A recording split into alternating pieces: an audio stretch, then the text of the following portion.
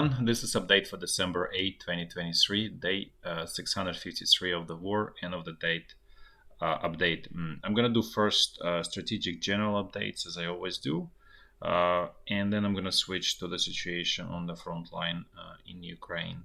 So first in Russia, I mentioned the previous video that there is a problem with maintenance of European and US aircraft, and there were two more incidents actually. I think it was on the 7th, I believe, maybe 7th or actually on the 8th, where two airplanes of this airline S7 that I mentioned, they had to do emergency landing. One was Boeing, another one is Airbus 319. So again, this is going back to the problem with maintenance of the aircraft. I also looked up this incidents, emergency landings in December. So it seems like there was emergency landing on December 1st, then I think 2nd, then I think 6th, and then two more. So as you can see, there's a lot of this going on. The other aircraft belong to Aeroflot, which is the main Russian airline, state-owned, state-run. So the problem is actually very real, and it's actually apparently much more acute than initially I mentioned. And it seems like this is turning into real snowball for Russia, and without really a major solution, because Embraer is not designed for long distance flights, and it's much smaller capacity. So and obviously you cannot get enough Embraers to replace what you're losing with this long haul aircraft. So again, having said that, that's obviously not gonna change Russia's mind in terms of continuing the war and so on. It's just want to provide the color of the difficulties that Russia is facing, but they are sort of not life-threatening. They're real one and quite problematic, as I mentioned before. There's another problem in Russia now. This time with food. There's a shortage of chicken eggs, and the price for chicken eggs, I think, went up from I think they were like 60 to 70 cents for the box of 10 eggs. Now it jumped to $1, and it's quite a bit of a shock apparently for Russian population. And Russian political top is trying sort of to protect Russian population. Again, they try to do this price controls, which don't work. So what they ended up doing in this case, there is actually a solution. They allowed the import of chicken eggs from Turkey, which probably will stabilize the situation on the internal market. But again, this is not a sign of booming and growing economy, which is what is being presented by Russian Statistical Bureau. On the political front, Russian president was extremely successful with meetings in Saudi Arabia and United Arab Emirates. You can see from like how he was greeted there. The whole thing was at a totally different level, especially if we compare to the German president, who I think visited Qatar about 3 or 4 days ago, where he had to wait for like 30 minutes to be greeted by some like third level governmental employee and was able to leave the airplane. So there's a huge difference, and why it's important, because United Arab Emirates is facing huge pressure from the West, mostly from the US, to cut ties with Russia, because effectively UAE providing is essentially financial and financing hub for Russian export and import. So that's what really allows Russia to continue operate all of its export operations and import operations, and generally to maintain the financial system. It's a main outlet. It's not the only one, obviously. Russia is not putting all of the eggs in one basket. It's all distributed, but it's really the major hub, and it seems that um, apparently, based on the look of the Russian president, meetings went excellent, and Russia will be able to continue using that as a hub. And probably there was some agreement reached on cutting oil production, maintaining relatively high crude oil prices on the international market. The only problem that they're all facing is actually um, um, slack in global demand due to the reduced economic activity. I cannot say there is really a recession yet, especially in the U.S. Even though there are a lot of people claiming there's recession, there's really no recession in the U.S. Labor market remains fairly strong. Especially this week numbers clearly show there's um, the labor market, as I said, remains strong in the U.S. The quality of the market, as I said before, is obviously questionable, where it really deteriorates in terms of high quality, high paying jobs. It's more moving towards sort of lower quality, lower paying jobs. So basically, there's a loss of white collar jobs in the U.S. market in general. But nevertheless, as long as there's sort of nearly full employment in the U.S. economy, that will sort of move forward U.S. economy as a whole, because consumers, labor market consumers are 70% of the economy, so things will move along, and there is no formal recession. Europe is looking much sort of bleaker, but as I said before, that's a result of the extremely misguided energy policies and economic policies as well. That's all comes together. Then the next day, Russian president visited Iran. So again, as you can see, he's really working this whole anti West alliance, and you can effectively say that those Gulf states effectively are moving closer into orbit of China and Russia, even though which is very, I'd say, uh, unusual, given that Iran is their sort of natural enemy. But Russia and China managed to sort of soften that tension, and this allows uh, Russia and China to pull all of these Persian states into their zone of influence, and especially war in Israel again pushed, alienated even more these countries against the West as a whole.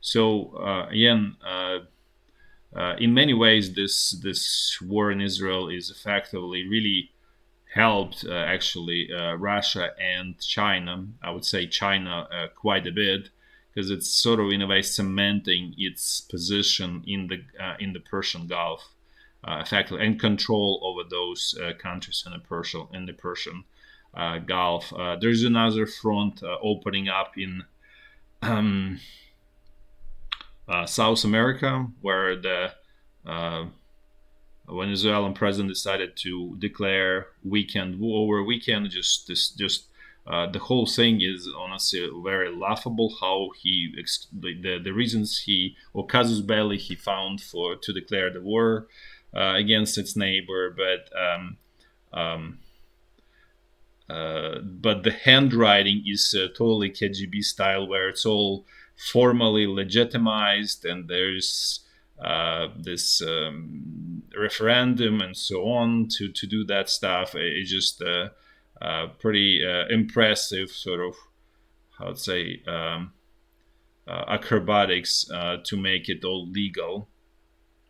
But again, this is another potential front line and area of tension, where resources for the West and most U.S. obviously could be potentially pulled in too many directions in a way. So it's going to be Ukraine, then Israel, then situation in like Syria and around Yemen and Persian Gulf, and now near Venezuela. So and then obviously China. So in some ways, um, it's possible to say that China, Russia, and Iran alliance, and all of those who sort of part of it, are cleverly uh, creating sort of like a DDoS attack on the U.S. forces to stretch them in many directions and prevent them from being concentrated, in one area or at least two areas. But now it looks like multiple fronts, and which naturally uh, makes it less defendable. Let's put this way. Now I'm going to switch to situation in Ukraine where things are getting sort of quite surreal in terms of, as I mentioned, Ukrainian president. It got to the point that he actually, this whole tension, or I would say really kind of like a cold war with head of Ukrainian army is, as I said, getting real surreal. So I mentioned that he has his sort of favorite or his protege, who is not popular in the army, but sort of it's his kind of like um, the power tool in the army. So he basically split the true sort of commander position of the entire Ukrainian army between actual commander, who's supposed to be really commander, General Zaluzhny, with his protege, General Syrsky. And so basically what happened, Syrsky is now solely commanding this North Lugansk front line and North Donbass front line. That's like his area of responsibility. He's not basically he's not sort of subordinate to the head of Ukrainian army. He's directly subordinate to Ukrainian president, and then an actual head of Ukrainian army is now responsible only for central Donbass, Zaporizhya front line, and situation along the Dnipro river. So again, this is I would say unheard of, extremely not normal, and this is just sort of small, I'd say, flavor of how not normal things are in this whole, Ukrainian political top and military top situation, and it's obviously, translates into the sort of middle level and the really the bottom of the people who actually serve as a soldiers. So again, this is obviously not conducive for successful operations in any shape or form.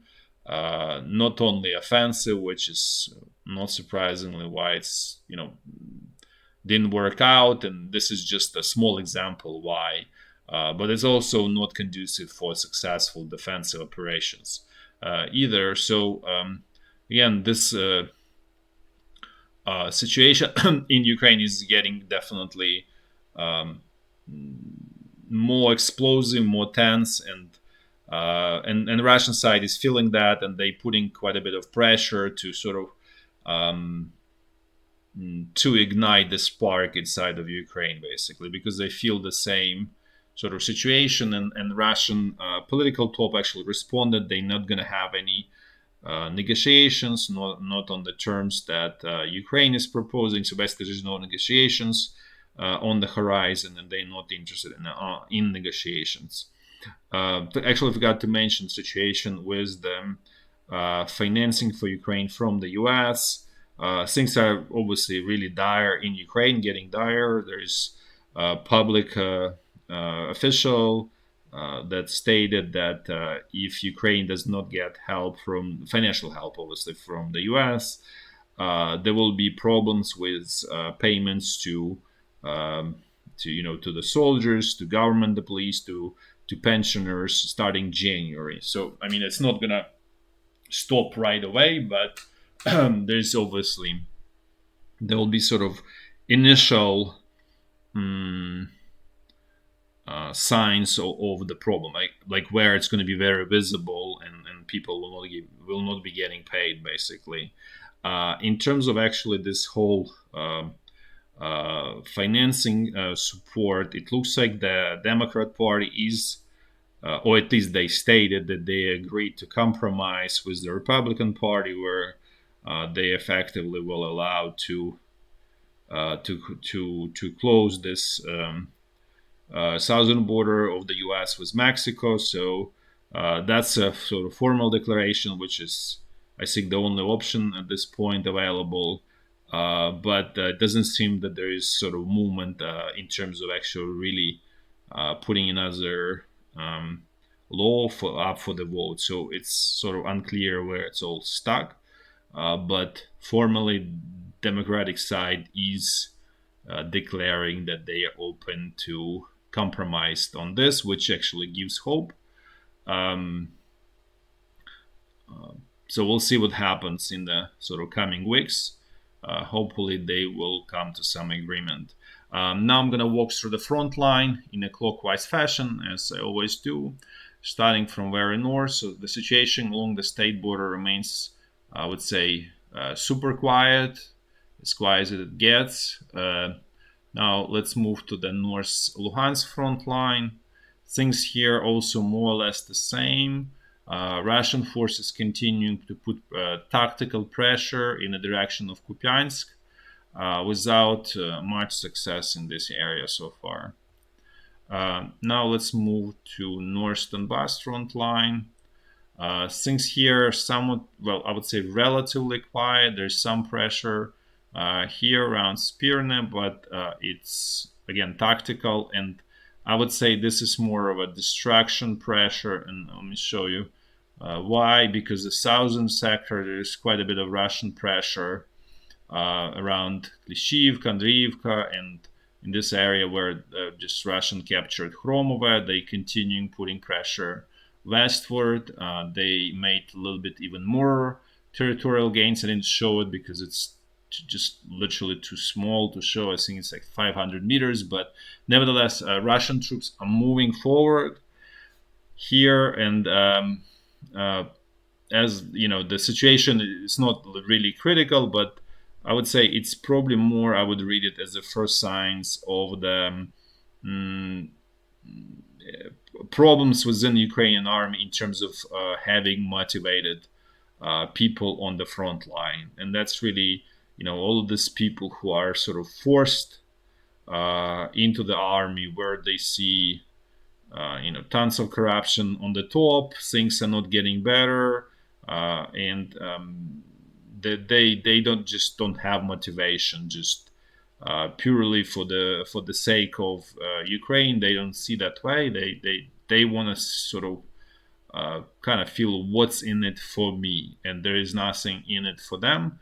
So this translates into this 200, 300, 500 meters retreats, which obviously over some period of time it translates into some meaningful gains by the Russian military.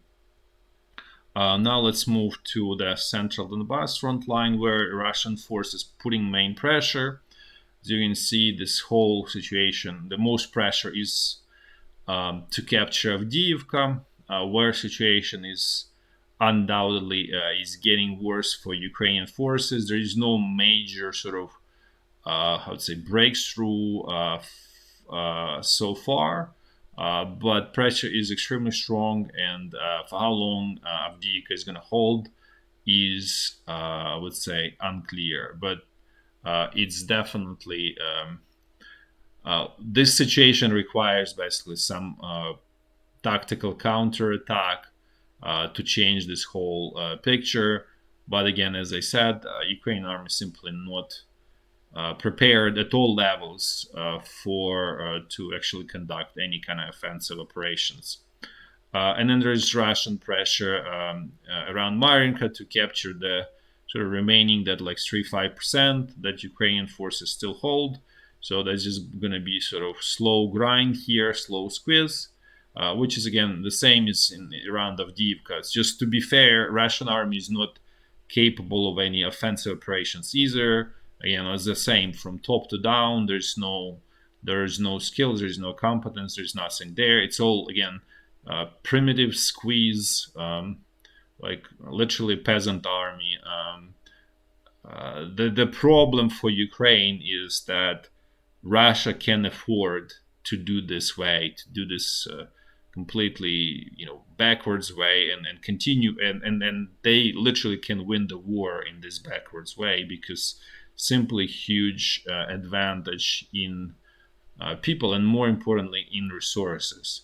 But I would say even more importantly is lack of any competence on Ukrainian side in terms of the commanding level. So again, the Russian forces continuing pressure when there is going to be sort of a breach is impossible to predict. Now let's move to the Zaporizhya front line. Things here had become quiet, and it's probably going to remain a quiet section of the front line, as for Russian command, the top priority is central Donbass front line and northern Donbass. So they will continue putting pressure there. Here, this is just going to be fairly quiet, as it used to be before Ukrainian so-called offensive. Now let's look at the situation along the Dnipro River. Things here also quiet. Russian troops, basically, the way Russian command is approaching the situation, since they cannot destroy Ukrainian bridgeheads, they're simply bombing them and subjecting to the rocket strikes and artillery fire, and basically keeping Ukrainian troops kind of like at bay there. I would say the biggest problem and the biggest mistake was obviously on the Ukrainian command side, which is did not exploit this bridgehead when Russian command didn't have enough troops there. At this point, there's probably enough troops, I would say, to contain Ukrainian attempts to expand from that bridgehead, and obviously opportunity has been lost essentially. That's all for today. Thanks for watching, and until next time, bye bye.